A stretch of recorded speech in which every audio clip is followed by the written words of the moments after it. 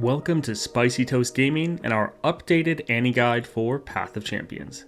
If you enjoyed the video, like and subscribe, and let's get into it. First, we're going to start off with a brief overview of the champion, discussing their general playstyle so you have a better understanding of the champion and if you want to invest your time and resources into them. Up first, we have spells and skills focused. Annie's whole deck and playstyle revolves around using fast and slow speed spells, as well as skills to dominate the board.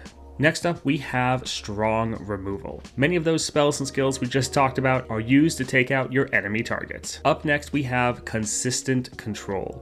One of Annie's star powers allows her to stun an enemy target every single round. On to aggressive early. Annie herself and much of her deck are cheap units, allowing you to dominate the early game and often rush down your opponent before they can even put up much of a fight.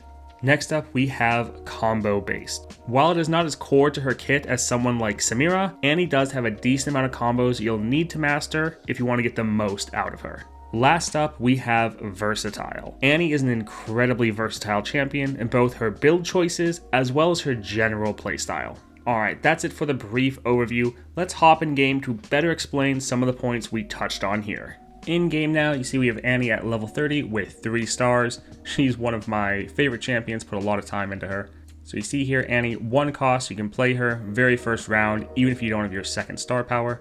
Attack, deal 2 to my blocker. If it's dead or gone, deal 2 to the enemy nexus instead. Start off with 0 power and 2 health. Your level up is obviously you play 6 fast spells, slow spells, or skills. When I level up, create a Tibbers in hand. Now Annie needs to be on the board for this to trigger. As you see, I've seen, so she has to be on the board seeing you play those spells and skills. But normally you can get those 6 spells or skills done pretty quickly, normally in your first or second round.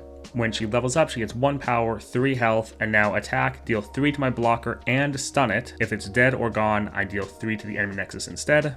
Her champion spell here is Disintegrate. We'll touch on this a bit more when we're looking at the starting deck as this is in there. And then Tibbers, this is what she's generating when she levels up. Now, normally you're going to be ending the game before you can play this, especially as you get Annie higher up. But when you're first leveling Annie and your games are going on a bit longer, this can be a very powerful card, even though it is a bit expensive. So it's 5/5, Fearsome, and then play Stun an enemy, then deal 2 damage to all stunned or damaged enemies. This is the main part of your combo playstyle. You're trying to stun and damage enemies and then drop your Tibbers so he can annihilate the enemy board. Now all these damage numbers you're seeing, like the 2 damage here, or the 3 damage here, 2 damage here, those are all going to be actually much higher, and that is because of your star powers. So your 1 and 3 star powers, your spells and skills deal 2 extra damage.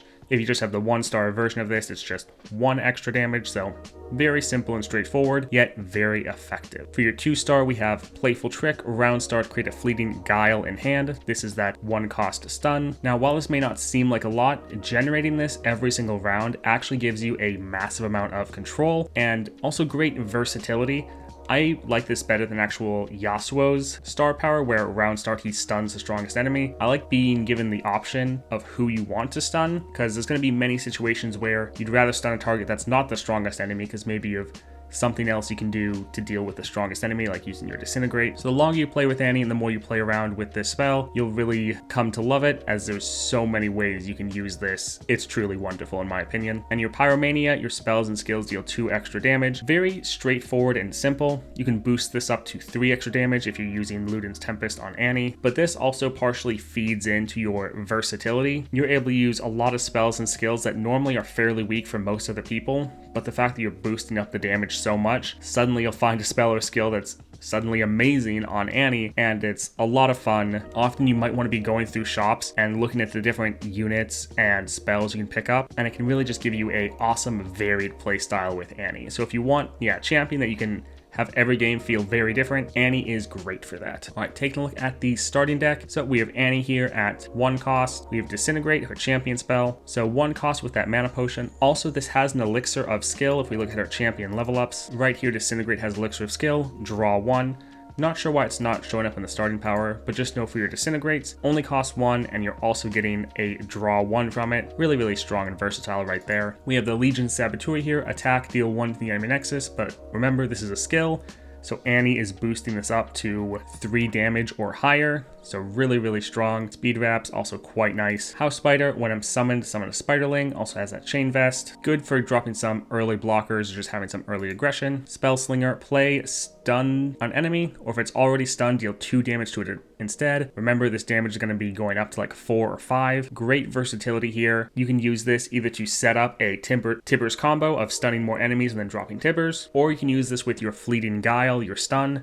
So you stun an enemy and then you drop Spell Slinger where they hit the stunned enemy and kill it. Great versatility. And again, just a 2 cost, 3/1. As you see here, pretty much her whole deck is very cheap. Like your most expensive unit is your 4 cost Captive Greyback. This really lets you just be aggressive early. Here we have Death's Hand, deal 2 to an enemy and 1 to the enemy nexus. Again, both these numbers are going to go up by 2 to 3. And then you're also summoning a unit or summoning a follower with my cost from your regions. Nice little bonus there, letting you still summon a unit even though you're playing a aggressive spell. Mana Soul Student, this is great. 3 cost, 3/2. Each round, the first time you play a fast spell, slow spell, or skill, so the same conditions as your level up, I play Magic Embers. Magic Embers deal 1 to the enemy nexus. Again, remember, this is going to hit harder. Quite often you can just have 1 or 2 of these on the board.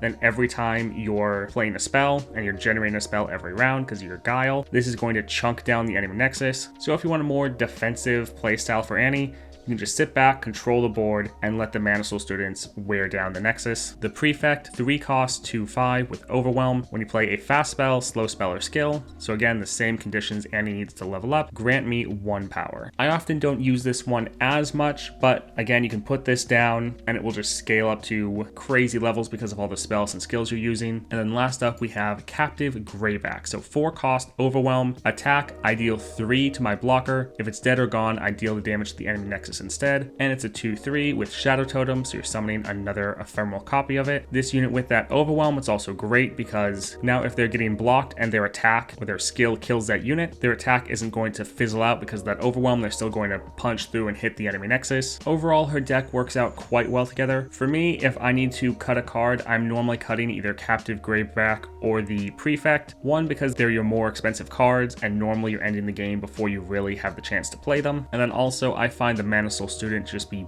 better in most situations than the Prefect, but that's really up to personal preference. Talking about relics now, there's a lot of ways to build Annie.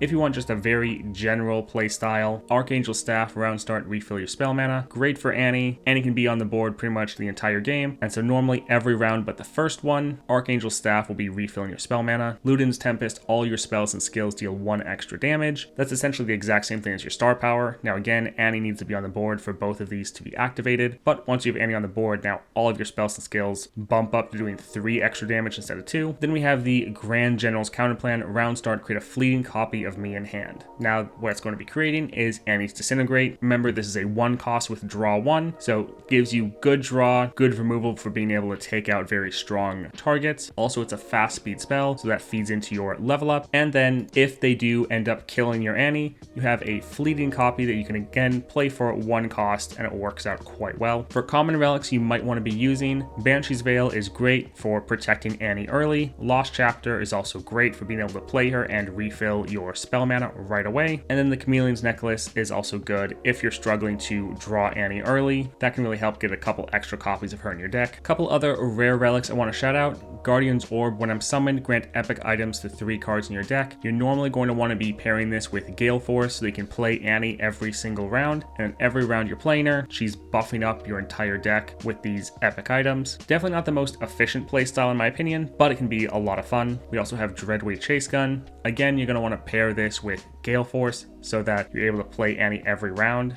Then she's going to get recalled. You can play her again, start a next round. When I'm summoned, create 2 warning shots in hand. So those warning shots, 0 cost, deal 1 to the enemy Nexus. But again, remember, this is going to be boosted up by your star powers, so these will actually hit a lot harder. Then there's also Crown Guard Inheritance when I level up Rally. Like we've talked about, Annie can level up pretty easily in the first couple rounds. So if you want to go for a very aggressive playstyle, you can go for Crown Guard and then try to plan out your level up to surprise the enemy and end the game very early. Now, there's plenty of other awesome relics to play on Annie. She is a very versatile champion, but that is it for the relics I think work best on her and the ones I wanted to shout out. But again, always test the different relics for yourself, experiment, and just have fun with the different crazy builds you can come up with. That's also it for the in-game portion of the guide. let's go take a look at what powers you might want to grab, as well as what support champions work well with Annie. Taking a look at powers now, these are some of the best you want to shoot for with Annie. So Wild Inspiration, your created cards cost 1 less. This is going to be very helpful for your second star power, where you're creating that fleeting guile every round. Now normally it costs 1, but this is going to make that go down to 0 cost. Quite nice. Spellslinger,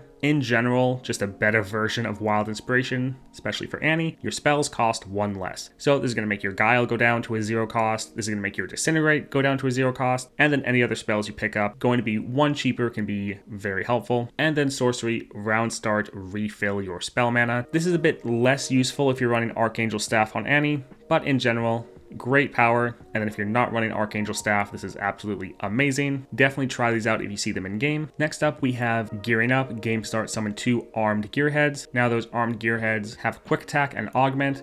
That means every time you play a created card, their attack or their power goes up by 1. With Annie, you're creating a Guile every round, and so that really helps you boost up your armed gearheads, and they can just really help your early game aggression. Next up, we have Bouncing Blades. Round start, create a fleeting Blades Edge in hand. That's a 1 cost, deal 1 to anything, but with Annie, it's not going to be deal 1, it's going to be dealing 3 or 4 damage, so very good. And then you're already trying to discount your spells, so even though the Blades Edge cost 1, normally you're going to be trying to get that down to a 0 cost anyways. Then we have Hold It. Round start, stun the strongest enemy. Annie scales quite well with stuns, as Tibbers as well as your Spellslinger are both able to capitalize on stunned enemies and damage or outright kill them. So being able to stun a enemy every round, not only is it a great defensive power, but Annie's actually also able to turn it into a offensive power as well. Then last up for powers I wanted to highlight here, Domination, round start, rally, really helped me put the pressure on trying to end games as fast as possible. Quick draw, cards you draw cost 1 less this round. For Annie, most of your deck is fairly cheap, so reducing their cost down by 1 is either going to make your card outright free or make it like half off. So this is very effective when you have so many cheap cards as it is. And then a Raiding Party, when you damage the enemy nexus, grant the top ally in your deck 1/1. You're going to be damaging the enemy nexus quite a lot, so this should be able to trigger and help buff up a lot of your units. So that's it for the powers I wanted to highlight. Let's take a look at support champions. Now, as always, we're not going to give you an exhaustive list of every champion you might want to pick up with Annie, but just some of the aspects of champions you might want to look for that normally help you out a decent amount. So first, we have stuns. Like we talked about previously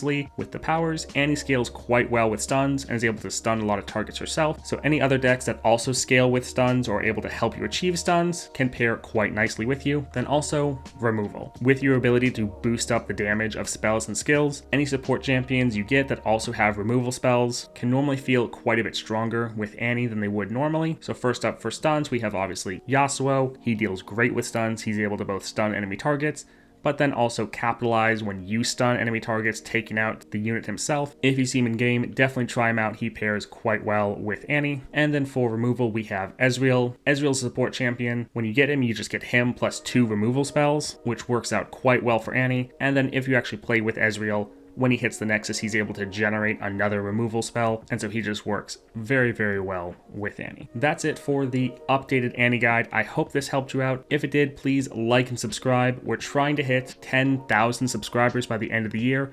We really have a long way to go, but any amount of help you can show is greatly appreciated. Either liking the video, subscribing, becoming a member by hitting that join button, or just sharing the video with a friend that you know also likes Path of Champions content. Again, any help greatly appreciated.